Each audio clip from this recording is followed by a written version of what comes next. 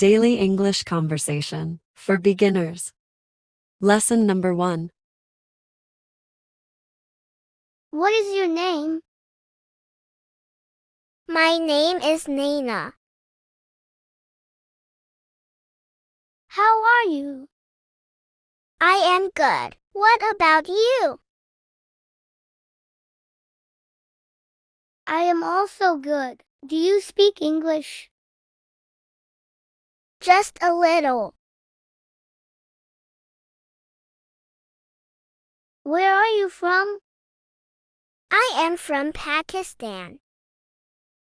Where do you live in Pakistan? I live in Islamabad. Nice to meet you. Nice to meet you too. What do you do? I am a student. Which class student are you? I am a 10th class student. That's nice. And what do you do? I am a teacher. That's nice. It was nice talking to you.